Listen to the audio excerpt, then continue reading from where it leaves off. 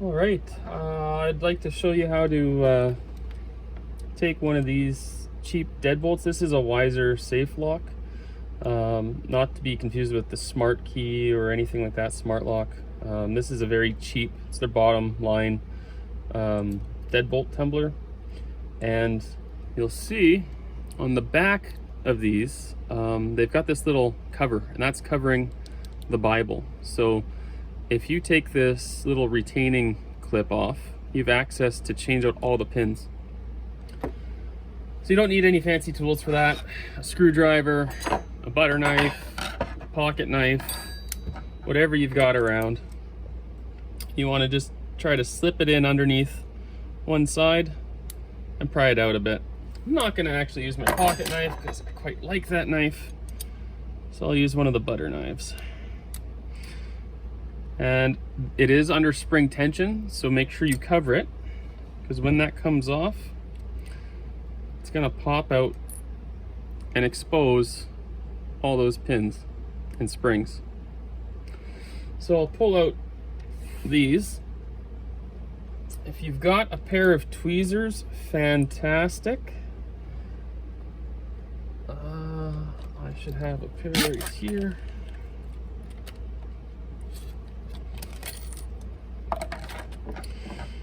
So you can pull out the springs, oops. And this will also be a test of searching for small parts. I don't think I've ever taken a lock apart without dropping something. I've got very good at spotting small metal parts on carpet.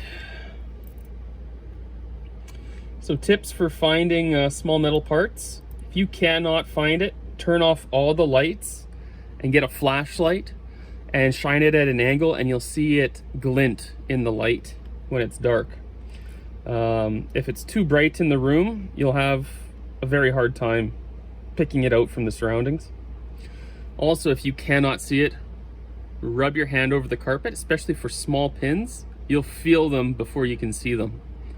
So a couple tips for the inevitable. And I don't care what order this is in, so I'm just going to dump it all out. In a previous video I made, I was thinking there could be, it felt like there might have been some serrated pins, but there is certainly no serrated pins, which is what I would have expected. It's a very cheap lock.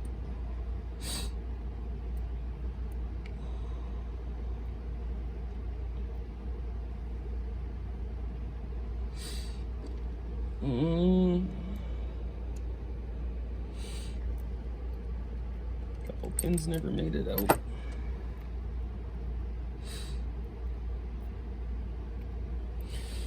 All right.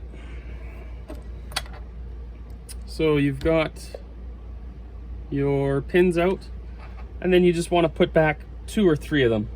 So I personally like to put, if I'm going to practice something new, long pins in the front and short in the back. That way you don't have to worry about getting a deep hook and going around pins. If you're just trying to get a feel for what it's like to set the pins, pin them long to short, front to back. And that gives you a good feel. And then give them a random mix and start making it harder for yourself. So I would put the longest one in the first chamber, followed by the second longest, and then the third longest. Drop a driver on top of each one. Quick correction: longest from back to front is the easiest. The long pin needs the least amount of lift. So the shortest pin in the front, longest in the back, should be the easiest, which gives you that downward slope. I said it backwards in the video, apologies.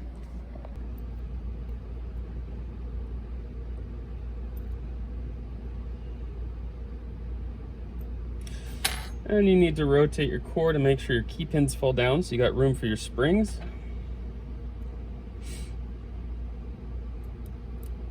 And drop a spring in each one. And then we're going to put our cover plate back on. And for the cover plate, We bent it a little bit, taking it off. So what we can do is, whichever side we bent out, which is this side, you can put it flat, put that side that's bent on the table with like a butter knife down and push it over. And that'll give you kind of like an even bend back in so that you can put it back on your lock. Now putting it back on the lock, just slide it from the back like this. And as you go over each spring, push it down and slide the piece past it. It's a little sharp on my fingers, so I'm going to might have to get something else to push on this with.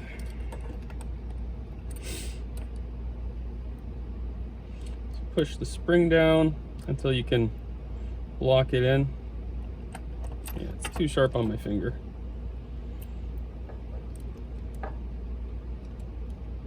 There. And then the next one.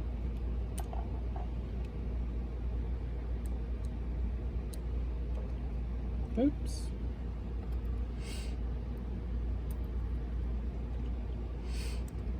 Anyhow, I won't waste your time pushing that back on. Once you push that back on, then you can just practice picking it with those 3 pins in it. But wait, there's more! I forgot to share my photos with you. So I went to the hardware store and I took a few photos of some locks that are just available. I'm in Canada, so it's just examples. So this first picture here is just a random deadbolt. It was the cheapest one they had in the one store that I went to. You can find them cheaper. You can find them cheaper online.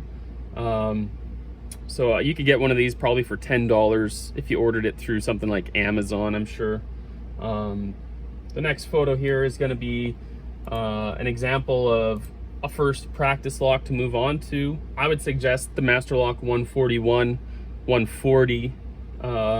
In the photo, this is a 141. It's just a different body material. It's the same lock. The 140 is brass. I do suggest doing the deadbolt that you can repin before going on to the brass lock. There's security pins in there, and you have to pick 4 security pins versus this deadbolt lock. You can do 3 standard pins. So I'd suggest getting the deadbolt first. And then one note on lock selection. In this photo, there's 4 different locks that are all the same. This is another lock that you could start with. It's a cheap Garrison 50 millimeter. You could get a 40 millimeter. I think these would probably be a white belt lock. Maybe they're yellow. But anyways, for the key bitting, like I was saying with the deadbolt chamber, when you first start learning, it's easier to start with long pins in the front that need to be picked higher. Longest from back to front. So if your key goes downward towards the tip, that'll generally be the easiest bitting.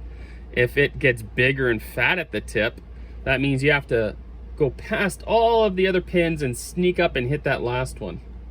So in this selection of 4 locks here, if I was choosing one of these, I'd choose the one on the far right. The pins are mostly all in the level plane. Out of these, it looks like it's the least dynamic and the easiest to get a feel for. And that is what I have for you.